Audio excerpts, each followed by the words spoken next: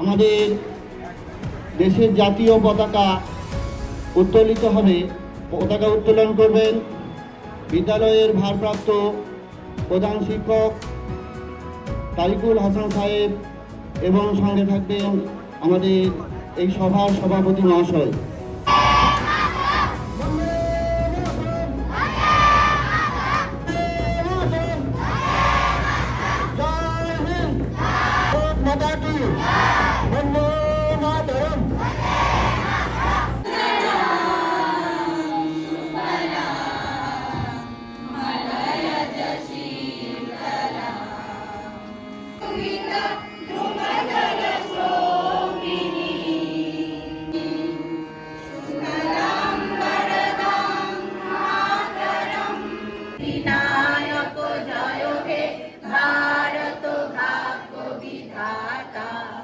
पंजाब सिंधु गुजरात मराठा द्राविड़ उत्कल बंग আমরা রয়েছি সেই সূর্যের দেশে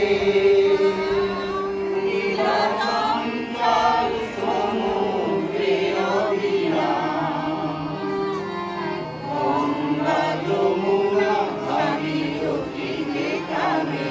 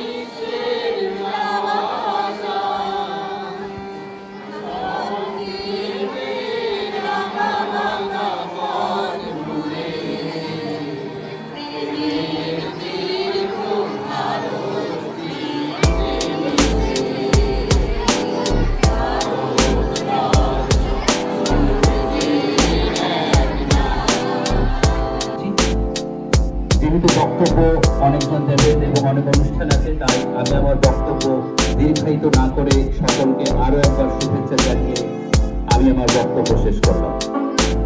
একটি বিষয় শোনাবো যেটা তোমাদের খুব ভালো লাগবে।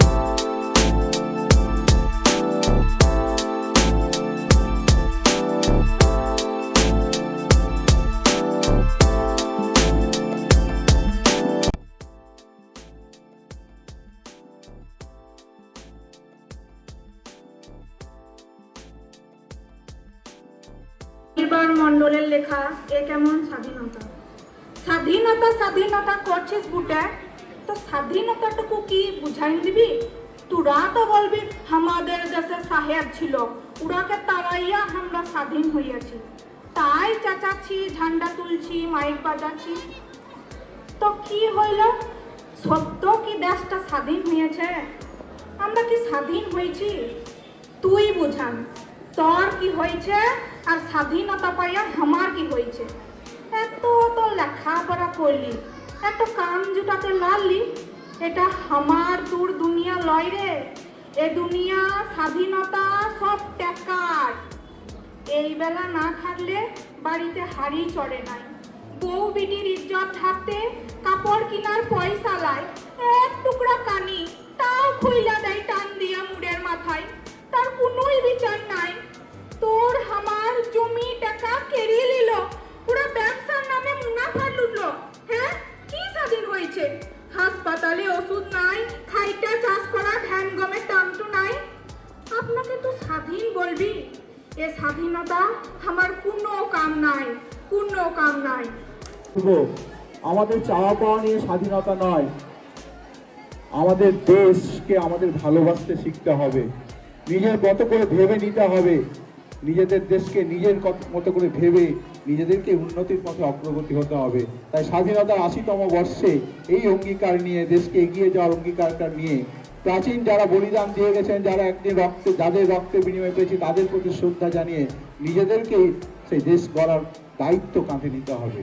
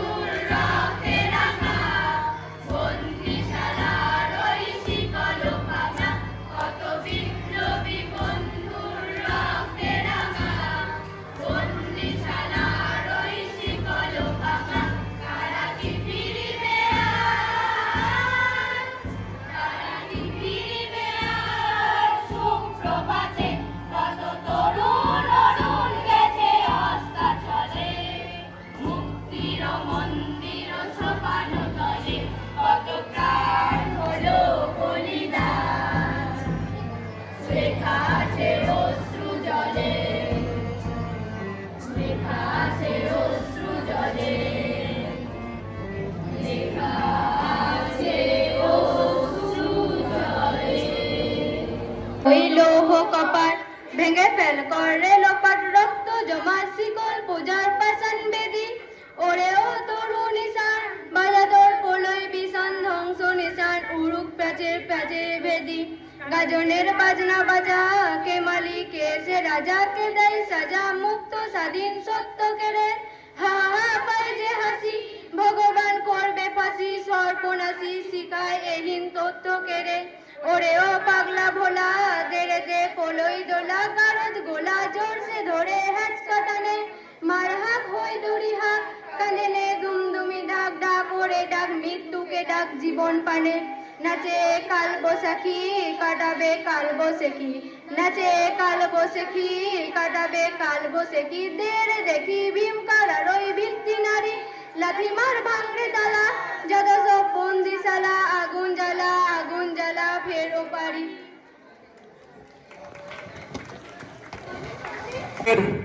সবাই, সভাপতি মহাশয়, বিদ্যালয়ের ভারপ্রাপ্ত প্রধান শিক্ষক মশাই, সহশিক্ষক, সহশিক্ষিকা, শিক্ষাকর্মী এবং আমার প্রাক্তন ছাত্রছাত্রী এবং প্রিয় ছাত্রছাত্রীদের জানাই আন্তরিক প্রীতি শুভেচ্ছা স্বাধীনতার ৮০তম উদযাপন উপলক্ষে। তোমরা প্রত্যেক মাস্টারমশাইদের কাছে তোমরা স্বাধীনতা দিবস সম্পর্কে শুনলে, আমার কাছে কয়েকটা শোনো। পৃথিবীর মধ্যে অন্যতম শ্রেষ্ঠ মানুষ ছিলেন নেতাজি সুভাষচন্দ্র বসু। তার কারণ নেতাজি সুভাষচন্দ্র বসু প্রেসিডেন্সি কলেজের ইংরেজ অধ্যাপক E.M. ওটেন সাহেব যখন একবার ক্লাসে বললেন যে ভারতবাসীরা বর্বর, তখন ওই নেতাজি সুভাষচন্দ্র প্রতিবাদের ঝড় তুলে দিয়েছিলেন। এবং প্রতিবাদের ঝড় মানে আন্দোলন, ভারতবর্ষের চারিধারে আন্দোলন সরিয়ে দিয়েছিলেন। এবং দক্ষিণ আফ্রিকার প্রেসিডেন্ট নেলসন ম্যান্ডেলা বলেছিলেন যে ভারতবর্ষের যখন ৫০তম স্বাধীনতা দিবস ছিল, ভারতবর্ষের স্বাধীনতার যে স্বাদ, বিশ্বের বিভিন্ন দেশের মানুষরা সেই স্বাদ পেয়েছিল। এবং ভারতবর্ষের যে ৮০তম স্বাধীনতা দিবস, সেই স্বাধীনতা দিবসের শুরুর প্রেক্ষাপটে জানতে হবে। অর্থাৎ ১৯৪৭ সালে ১৫ই আগস্ট যখন ভারত স্বাধীন হয়, তার ৩ বছর ১৯৫০ সালে ২৬শে জানুয়ারি যখন প্রজাতন্ত্র সার্বভৌম গণতন্ত্র প্রতিষ্ঠিত হলো, ঠিক তারপরের ১৯৫১তে পঞ্চবার্ষিক পরিকল্পনার প্রথম সূচনা হলো। বৃদ্ধি পাচ্ছে কারণ ভারতবর্ষে ১৯৫০ সালে তখন ভারত অংশে ৪০ কোটি জনসংখ্যা ছিল, কিন্তু বর্তমান ভারতবর্ষের জনসংখ্যা ১৪৭ কোটি। তার মানে হচ্ছে ভারতবর্ষের জনসংখ্যা যেমন দিন দিন বৃদ্ধি পাচ্ছে, ভারতবর্ষের বেকার সমস্যা বৃদ্ধি পাচ্ছে। তার জন্য আমাদের দেশের প্রধানমন্ত্রী, রাজ্যের মুখ্যমন্ত্রী সদা সচেষ্ট যে বিকশিত ভারত করে ভারতবর্ষকে আরো উন্নতির পথে নিয়ে যাবে, এই শপথ করতে হবে। এই বলে আমার বক্তব্য শেষ করছি। সকলে ভালো থাকো, সুস্থ থাকো এবং পরিবেশকে প্রাণবন্ত করে তোলো।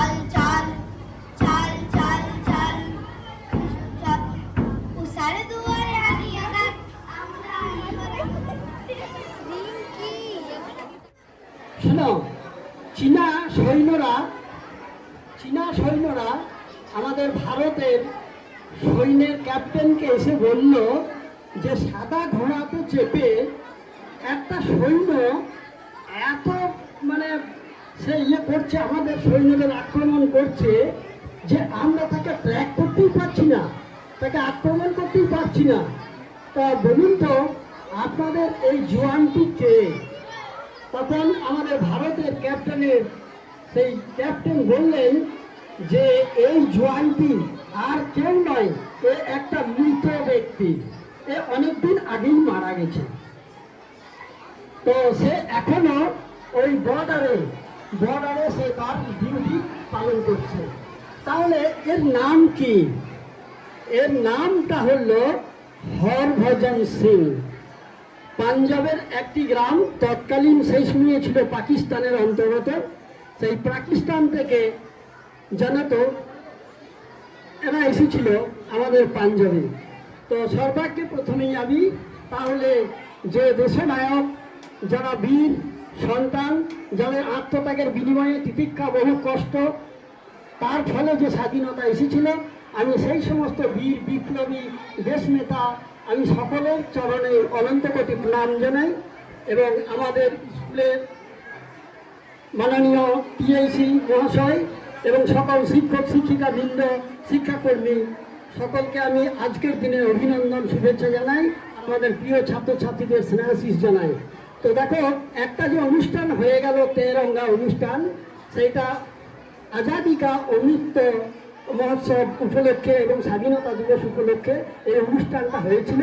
তার উদ্দেশ্য ছিল কি না, এই জাতীয় পতাকার প্রতি যে সম্মান, শ্রদ্ধা জানানো, দেশকে ভালোবাসা, মানুষে মানুষে ভালোবাসা, এইসব উদ্দেশ্য যাতে জেগে ওঠে তার জন্য। তাহলে দেখো, আমি এমন একটি মানুষের কথা বলছি যে মৃত্যুর পরেও সে তার দেশকে ভোলে না, ডিউটি পালন করে। হরভজন সিং সে হয়েছিল কি না, সুদূর পাঞ্জাবে তার জন্ম হয়। তারপরে এমন একটি, যখন ভোরবেলা 1947 সালের রাতের বেলায় আমাদের দেশের মানুষের আনন্দ আর ধরে না, আনন্দের তৎপরতা ফুটছে, কখন ভোরবেলা হবে, ভোরবেলা হলেই স্বাধীনতার সূর্য উদিত হবে। কিন্তু কি হলো, তার আগের দিনে একটা ভয়ঙ্কর বিভীষিকাময় ঘটনা ঘটে গেল।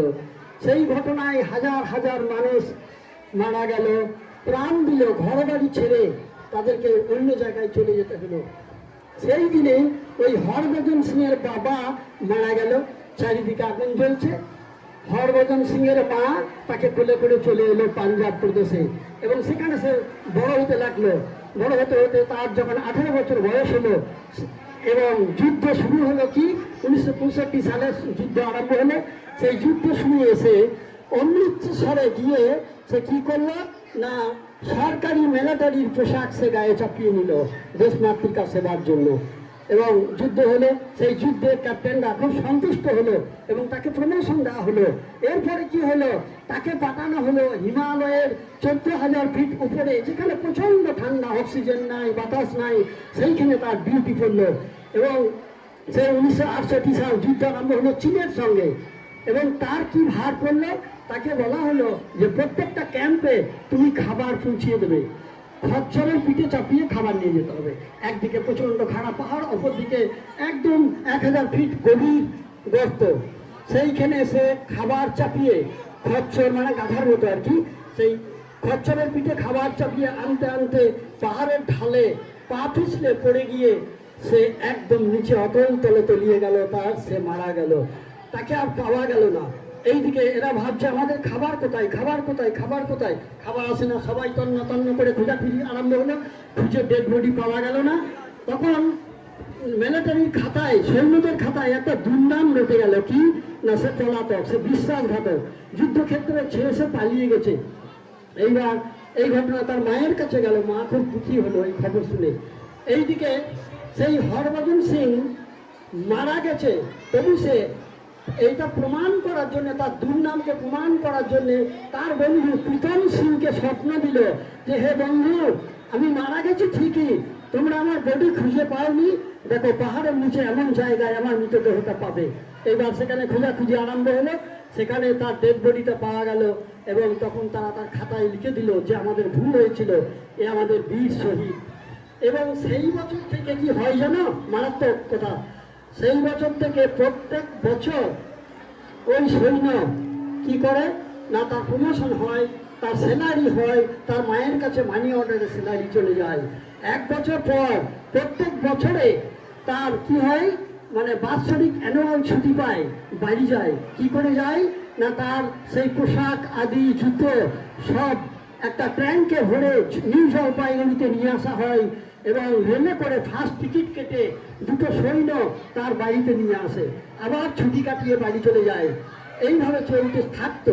এই 2006 সালে তাকে খাতা কলমে তাকে অবসর দেওয়া হয় এবং এই প্রথাটা বন্ধ হয়েছে। কিন্তু সে এখনো সেই ডিউটি করছে, সে মরেও ডিউটি কিন্তু বন্ধ করেনি। তাই এই ধরনের যে বীর সেনানী, আরেকজন বীর সেনানীর নাম হচ্ছে কি না, তার নাম হলো হচ্ছে যশবন্ত সিং। সে 72 ঘন্টা মানে যুদ্ধ করে 300 চীনা সৈন্যকে একাবদ্ধ করে দিয়েছিল, তবু নিচে যুদ্ধকে তো ছেড়ে আসে নাই। যাই হোক, এই ধরনের যারা সেনানী আমাদের দেশে পাহারা দিচ্ছে তাদেরকে আমি আরেকবার শেষবারের মতো তাদেরকে প্রণাম, নমস্কার এবং স্যালুট জানাই। জয় হিন্দ, বন্দে মাতরম।